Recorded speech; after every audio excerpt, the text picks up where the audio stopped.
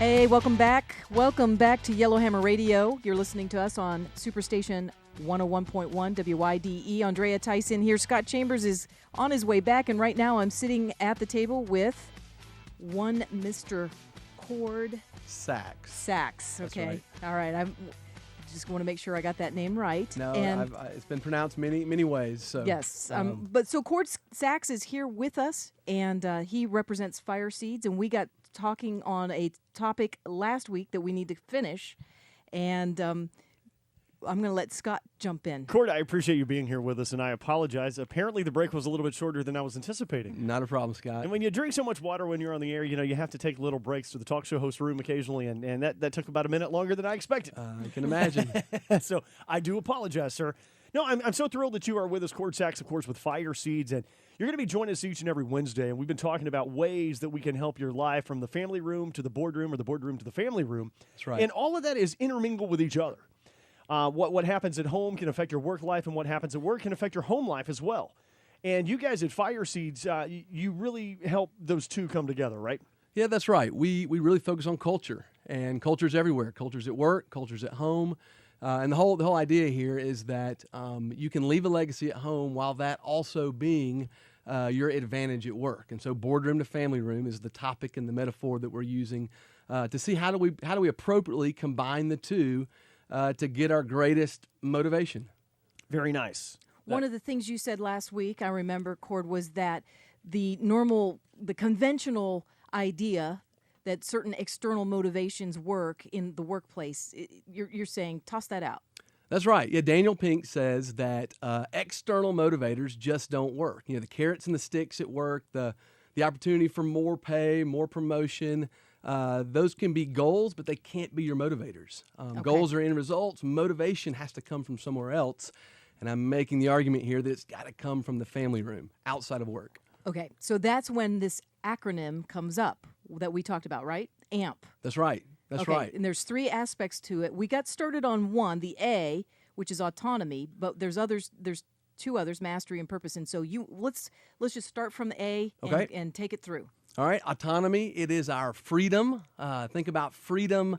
It's your ability to control the aspects of your life that add meaning. So it's your autonomy. Okay. You got mastery. Think about mastery as growth. It's growth in the areas of life that make you a more meaningful version of yourself. And so the times in your life, the people in your life, the events in your life that have helped you grow are areas of mastery, and they've motivated you in a way that you can't get otherwise. And then finally, purpose. Think of if autonomy is freedom and mastery is growth, purpose is impact. And it's the impact you have on meaningful things outside of yourself. So Daniel Pink says these are the three core intrinsic motivators that actually drive our productivity at work. At work and at home. At work and at Everywhere. home. Absolutely. Right. Well, you talk about autonomy, mastery, and purpose. Can you unpack autonomy, mastery, and purpose for us? Yeah. So again, think about autonomy. It's where you have the freedom to control meaningful things of your life. Right. That's usually not at work. It's the more defined domain where you don't have the opportunity to define your job description or your goals are usually set for you. And so same thing with mastery. You have the autonomy a lot of times to grow in the areas that you want to grow in most at home, not at work. And then at the end of the day, purpose.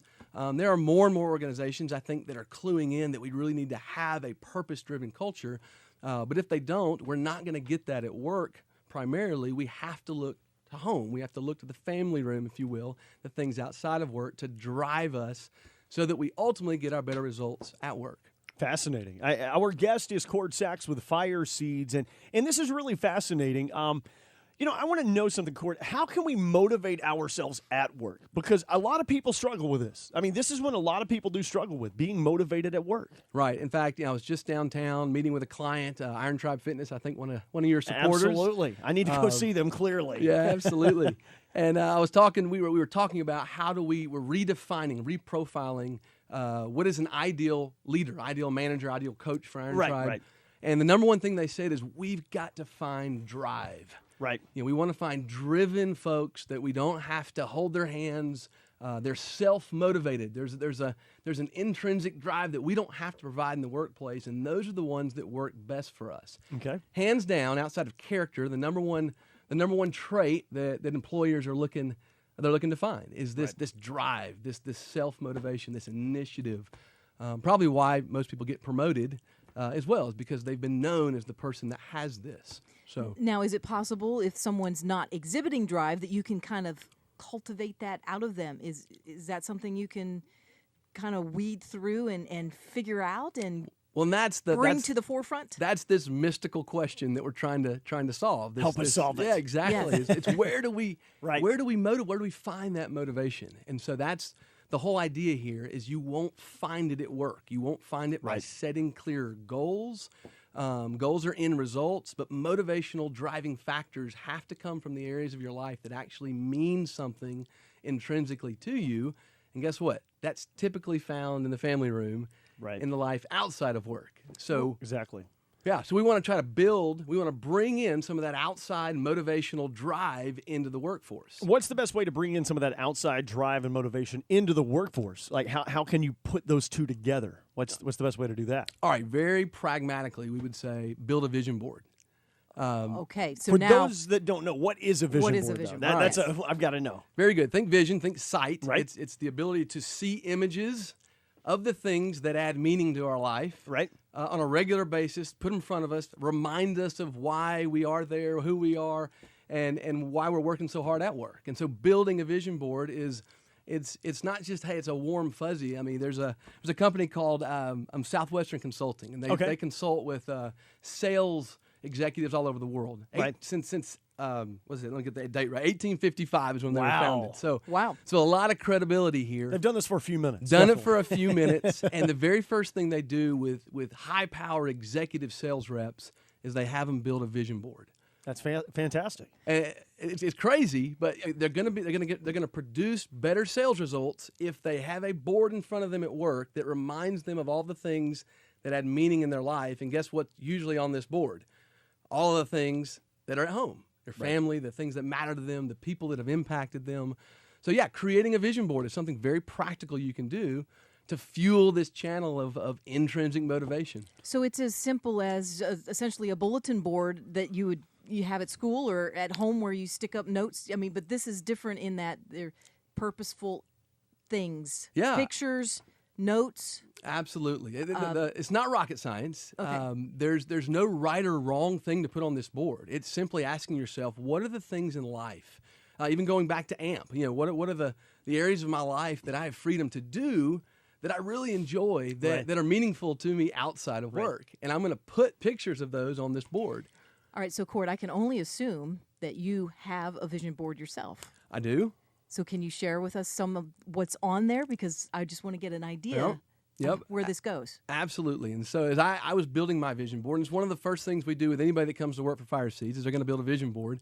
And what they're going to do is they're going to think through, first of all, the people in their lives that have impacted them most, and think past, present, and future. So Okay. in the past, one of the individuals that have greatly impacted my life is my dad. Nice. Died 10 years ago, but my hero in life had a huge impact on me. Sure. And so, of course, I'm going to have him on this board as a reminder of all the ways he's impacted me. He helped me in my own freedom as a leader, in my own mastery of certain things. And he really defined the purpose for my life. So a big motivational figure in my life is my dad. So he obviously is on this vision board.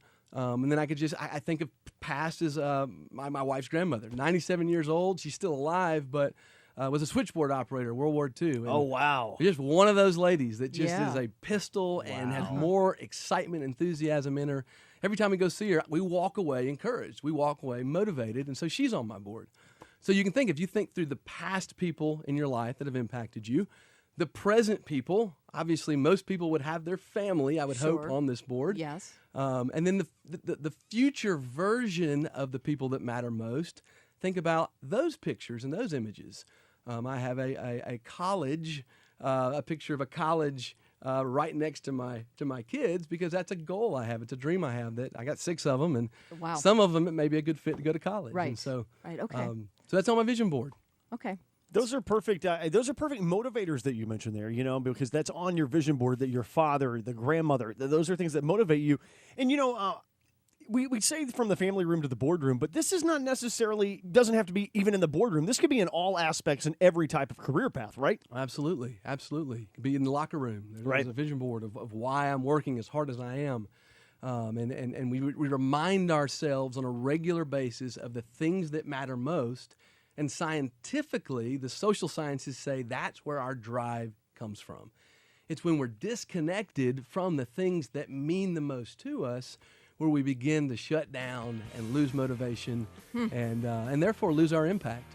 Wow. Incredible. Well, Cord Sachs, that is amazing. That can definitely help anyone, no matter if you're in a boardroom or you are working in a recycling factory or maybe you're delivering pizzas. You need that motivation.